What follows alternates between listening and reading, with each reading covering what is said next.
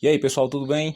Saudade desse espaço aqui. Seguinte, para você que estuda escola, universidade, para você que estuda pro vestibular, existe vestibular ainda? Concurso público, Enem, enfim, para você que estuda, eu trago aqui 3 ótimos exercícios para o seu cérebro. Alguns deles podem até soar como um clichê, mas eu vou trazer aqui uma abordagem um pouco diferente. E no final do vídeo, eu vou dar uma dica de como utilizar esses exercícios de forma eficiente, sem que você perca tempo com eles. E vão se acostumando a me ver assim com o celular. Vai ser meu microfone de agora em diante. É o melhor que eu consegui por enquanto, ou até eu conseguir comprar um, ou quem sabe uma câmera boa.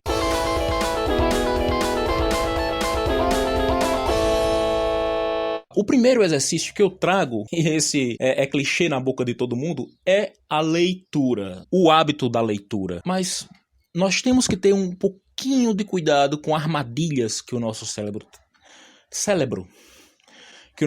nos traz. Pois o nosso cérebro é muito inteligente e ele consegue fechar lacunas de forma tal que algumas coisas passam despercebidas. Algumas coisas textuais e visuais também. Em textual, se você pegar qualquer pessoa que tem um nível intermediário em outra língua estrangeira, você vai perceber que ela consegue entender tudo que um americano, por exemplo, está falando, mas não exatamente todas as palavras. Algumas lacunas ficam soltas no entendimento e a pessoa finda entendendo tudo através do contexto. Visualmente falando também, né? Você já viu aquela história do ponto cego? O nosso cérebro tem um ponto que ele não enxerga. Você já fez aquele teste assim, ó? Sumiu a cabecinha do dedo, olha só que legal. O cérebro consegue preencher automaticamente esse ponto cego. Ele nos prega peças. Ok, de que forma isso acontece durante a leitura? Vou te mostrar. Lord of the Rings. Quando se vestira, Frodo percebera que durante o sono o anel fora dependurado em seu pescoço numa nova corrente, leve, porém resistente. Trouxe-o para fora devagar. Bilbo estendeu a mão, mas Frodo puxou o anel de volta depressa. Consternado e admirado, percebeu que não estava mais olhando para Bilbo. Consternado? O que é consternado? Certo, eu tô entendendo todo o contexto, mas e aí? Se alguém te pergunta o que é consternado, o personagem está consternado, o que isso significa? Enfim, é isso que acontece. O nosso cérebro consegue pegar todo o resto que está ao redor da palavra consternado e faz com que entendamos dentro do contexto. Porém, em contexto distinto, a palavra pode ter significado distinto e a gente fica, nossa, mas o que significa consternado? E é isso que você não deve fazer. Passar direto. Na hora que você vir uma palavra diferente, recorra a seu amiguinho dicionário, que eu não estou recorrendo, eu estou usando o Google, e procure pela palavra consternado. Consternar, causar grande aflição, desalentar, comover-se. Você compra um amiguinho desse pela bagatela de R$7 num sebo, mas eu aconselho comprar um que esteja dentro da nova ortografia. Mas você também pode usar a tecnologia a seu favor. É assim que se usa a tecnologia, não é perdendo horas e horas no Instagram ou no Facebook. Eu vou lá no Google. Que se consternou, desolado, triste, abalado, pesaroso. Enfim, tem um significado agora mais amplo e eu tenho plena certeza do que significa a palavra consternado. E é assim, somente assim, que eu consigo ampliar o meu vocabulário. E, meu caro, você não tem ideia de quanto isso vai ser ótimo para uma prova escrita. Enfim, você tem que se dar a esse trabalho de ir buscar a palavra, de ir atrás da palavra, seja através da tecnologia, seja através de um dicionário, de um bom dicionário. Você precisa ter esse trabalho, quebrar essa zona de conforto e ir atrás da palavra, e só assim você adquire um novo vocabulário. Você fixa um novo vocabulário. Vamos pegar outro exemplo aqui, bem ligeirinho. A noite estava clara, fresca e estrelada, mas fiapos de névoas, como fumaça, se arrastavam subindo as encostas dos morros, desde os rios e prados fundos. Bétulas com pouca folhagem, balançando ao vento leve sobre Bétulas? O que são bétulas? É um tipo de planta, né? Tá dizendo que tem pouca folhagem. Se é um tipo de planta com pouca folhagem, deve ser uma flor. Um tipo de flor. Tem bétula, tem begônia, né? Aquela outra flor, né? Né? Não, não é. Se você googlear a palavra bétula, você vai perceber que trata-se de um tipo de árvore alta, longilínea, de tronco esbranquiçado com manchas pretas.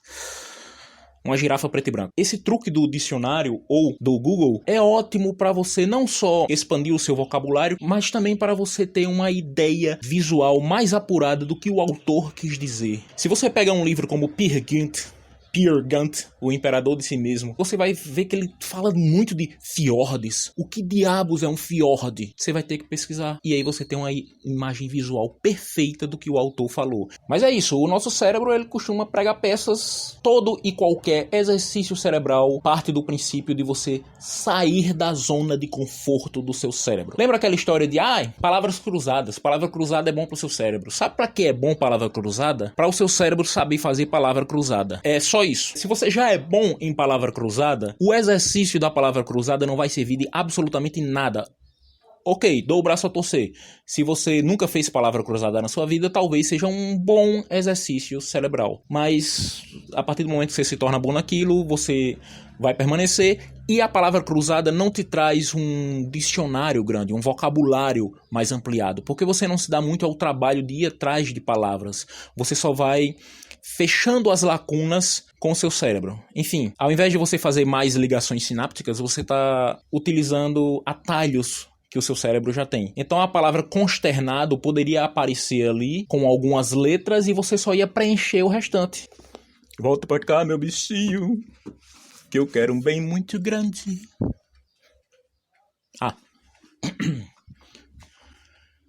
Segundo exercício cerebral. O segundo exercício talvez seja outro clichê para você, que é a música. Sim, música. Pratique música. Veja bem o que eu falei, é praticar música, não é escutar música não, viu? Se bem que escutar determinadas músicas funciona também para o cérebro, deixa você mais concentrado em determinados pontos. Mas não é escutar música, é praticar música. E quando eu digo praticar música, eu não me refiro a você pegar seu violão, sua guitarra, seu cavaquinho, seu teclado e tocar cifra da banda que você mais gosta. Não funciona com cifras. Me desculpe, não vai funcionar com cifras, não é isso que eu quero dizer, não é pegar a música de outras pessoas, não é bem isso. Você vai ter que partir para a partitura.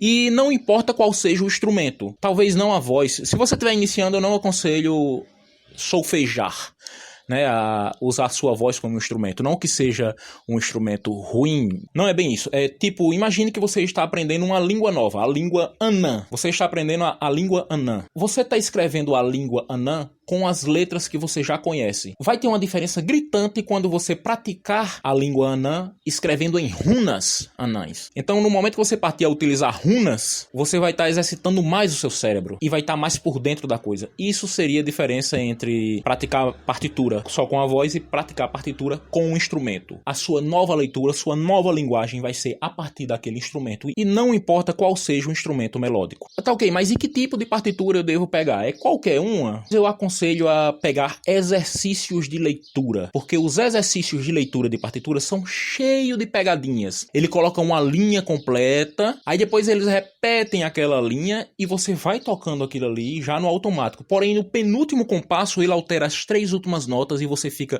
nossa, como é que eu errei isso daqui? Foi pura falta de concentração. O exercício da partitura faz com que você aumente sua concentração de forma vertiginosa e também aumenta a sua velocidade de raciocínio. É como se você estivesse aprendendo uma nova língua. Para você que é violonista ou guitarrista, eu aconselho esse livro aqui. Exercício de leitura para guitarristas e violonistas, do Nelson Faria. Aqui nesse livro, o Nelson Faria começa com padrões rítmicos, depois vai adicionando algumas notas, começa com 3 notas lá no início, adiciona a 4ª, 5ª, enfim, é um processo gradativo e tem uma abordagem bem diferente das posições. Ele não trabalha com posições, ele trabalha com uma posição única e ampliada através do braço. Muito bom esse livro aqui. Isso aqui eu tô fazendo sem patrocínio nenhum, mas bem que poderia ter, né? Enquanto estiver estudando a partitura, você pega um metrônomo. É imprescindível que você tenha um metrônomo. Se você não tiver, esqueça. Então você deixa ele em 70 BPM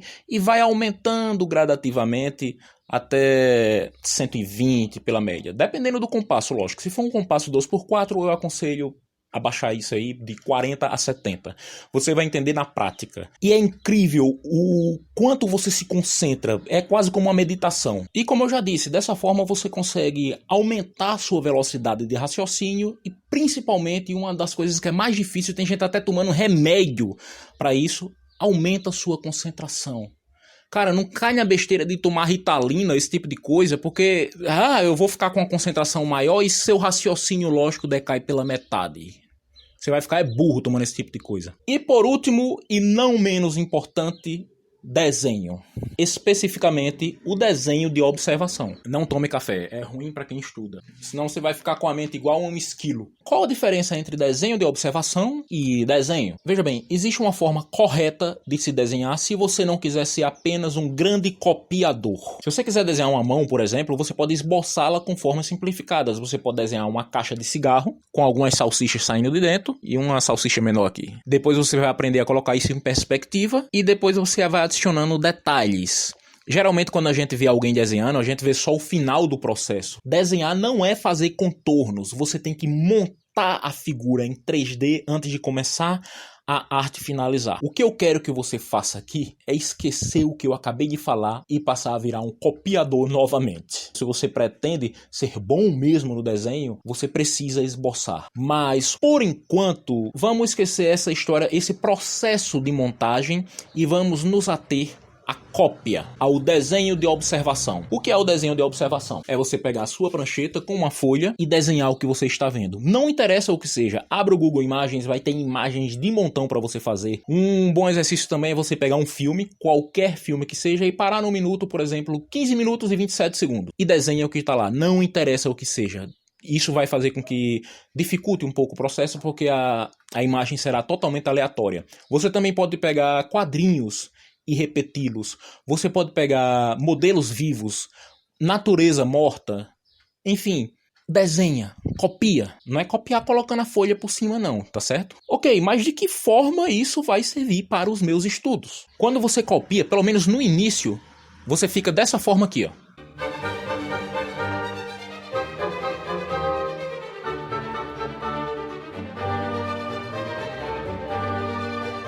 Depois de um tempo, a sua memória visual vai se ampliando de forma tal que você não olha mais tanto para frente. Você fica mais ligado na prancheta.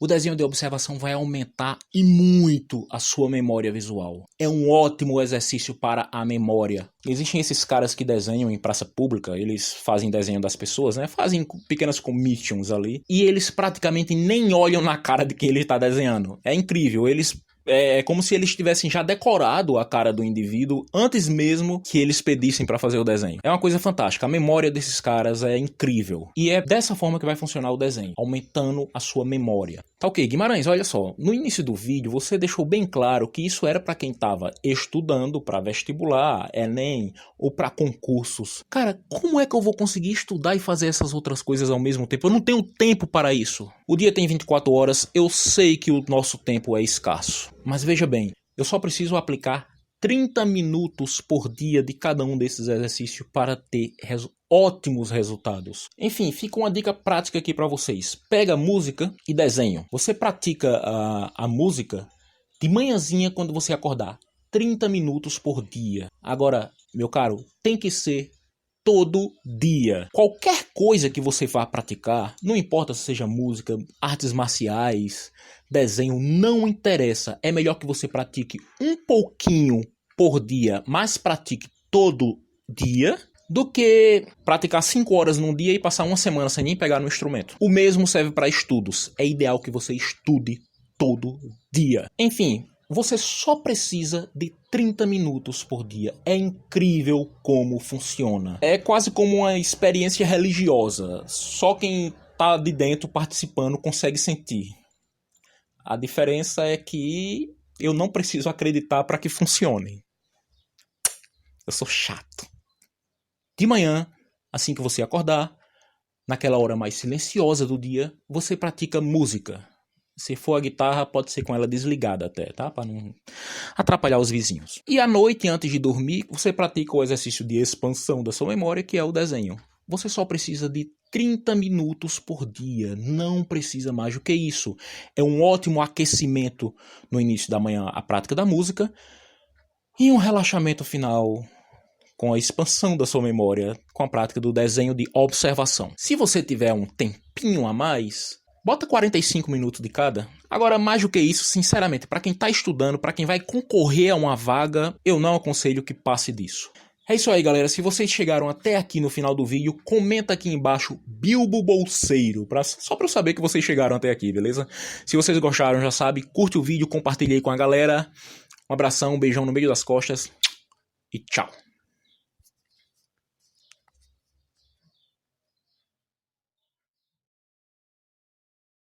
Você está precisando de uma cópia de sua chave?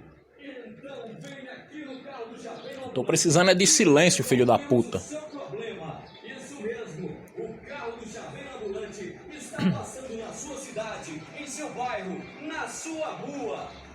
Agora você não precisa dirigir-se até o centro, porque o Chaveiro Ambulante vai até você. Aqui fazemos cópias de chaves para automóveis, motos, cadeados, Parou na esquina. para roupas,